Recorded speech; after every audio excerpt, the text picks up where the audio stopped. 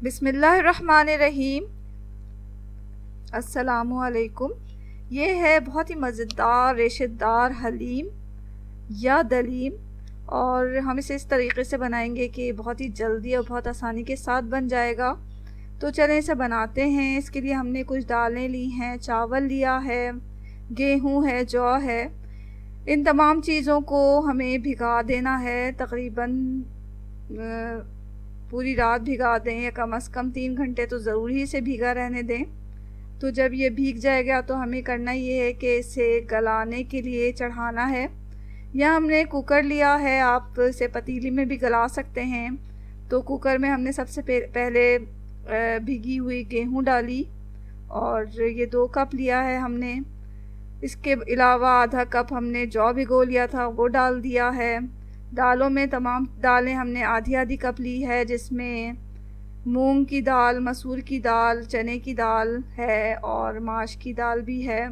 इसके अलावा हमने चावल भी आधा कप लिया है। तो तमाम दालें, गेहूँ, जौ को डालने के बाद हम पानी डालेंगे तकरीबन 3.5 लीटर। अगर आप पतीली में इसे चढ़ा रहे हैं तो आप बड़ी पतीली में चढ़ाएं और 6 लीटर पानी डालकर इसे हल्की आंच पर जो है गलने के लिए छोड़ दें।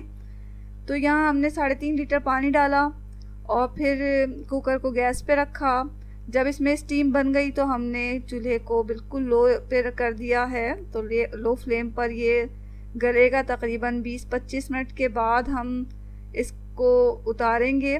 तो 20-25 मिनट तक ये इसको चढ़ाए रखें। दरमियान में आप ये कर सकते हैं कि देख लें इसे कि इसका पानी खुश्क तो नहीं हो गया। अगर पानी की डालने की ज़रूरत हो तो इसमें पानी डाल दें। तो 25 मिनट के बाद जब हमने खोला तो यहाँ हमारी दालें और गेहूँ, जौ जो है वो अच्छी तरह गल चुकी है। जैसे कि आप देख सकते हैं ये अच्छी तरह गल चुका है। तो अब हम इसे एक साइड में रख देंगे।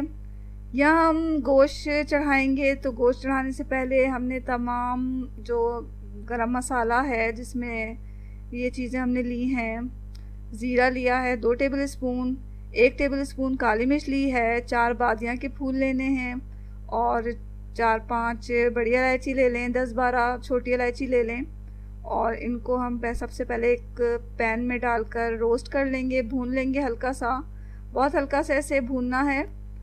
और इतना भूनें कि इसका कलर चेंज ना हो। और जब ये थोड़ा सा भून जाएगा तो हम इसे पीस कर बिल्कुल बारीक पाउडर बना लेंगे। ये हमारा हलीम का गरम मसाला तैयार हो चुका है। अब हमें करना ये है कि एक कुकर लें और इसमें गोश्त चढ़ाएं। गोश्त चढ़ाने के लिए हम सबसे पहले ऑयल डालेंगे। 1 कप ऑयल डालें और फिर जब तेल थोड़ा गर्म हो जाएगा तो हम इसमें गोश्त डाल देंगे। गोश्त आप मटन ले लें या बीफ ले लें या चिकन भी लिया जा सकता है।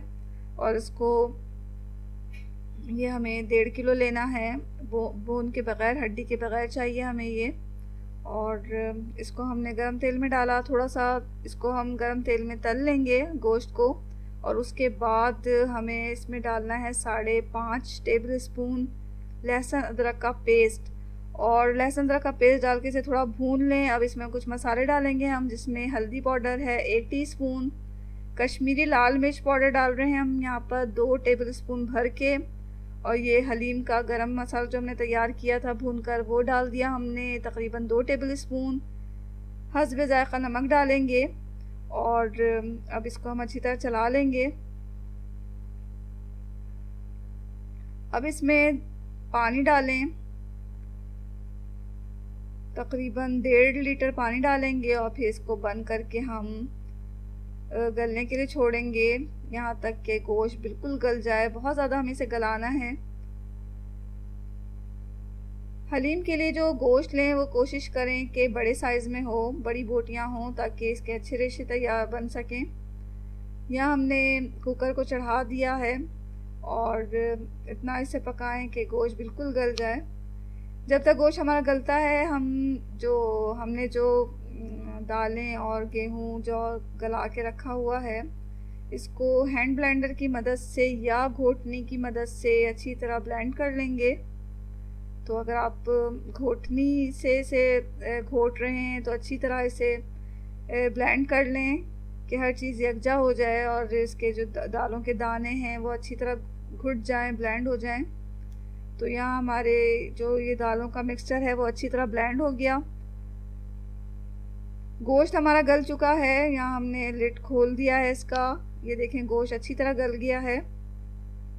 तो हम इसे घोटने की मदद से अच्छी तरह घोट लेंगे। इसे आप ब्लेंडर से नहीं पीसें, इससे ये होता है कि रेशे अच्छे नहीं बनते। तो घोटनी से हमने इसे अच्छी तरह घोट लिया। उसके बाद दालों के साथ हमने ये गोश्त को मिक्स कर लिया है। गोश्त का जो हमने कौरमा तैयार किया उसको मिक्स कर लिया। अब हम इसे अच्छी तरह मिक्स करके चूल्हे पे चढ़ा देंगे और इसमें हमने थोड़ा पानी डाल दिया है और इसे अच्छी तरह घोट लें।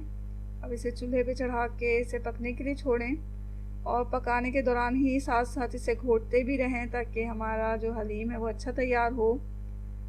तो जब हम 20-25 मिनट इसे पका लेंगे लो फ्लेम पर घोटते हुए, और आखिर में हम इसमें हस्बे ज़ायक़ा नमक डाल देंगे। नमक चख लें, जितना कम हो उतना नमक इसमें डाल दें। और आखिर में ही हम जो गरम मसाला हमने तैयार किया हुआ था उसका 1.5 टेबल स्पून भर के इसमें डाल देंगे। इसको भी अच्छी तरह मिक्स कर लें। थोड़ी देर हम इसे लो फ्लेम पर पकने छोड़ेंगे। और अब इसको हमें क्या करना है कि भगाड़ना है। तो भगाड़ने के लिए हमने यहाँ पर ऑयल लिया। जितना आपको सर्व करना हो उतना ही भगाड़ें, उतना ही निकाल के भगाड़ें। तो यहाँ हमने थोड़ा ऑयल लिया है और तकरीबन 3 टेबल स्पून ऑयल लें और इसे एक पैन में डालें। जब ऑयल गर्म होगा तो हम इसमें एक मीडियम साइज़ की प्याज बारीक काट के डाल देंगे। प्याज को इतना तलें कि ये जो है गोल्डन ब्राउन हो जाए और गरम गरम प्याज को तेल के साथ हम हलीम के ऊपर डाल देंगे इसका भगार। और अब भगार डालने के बाद अदरक लें, उसे बारीक काट लें और उसके ऊपर छिड़क दें।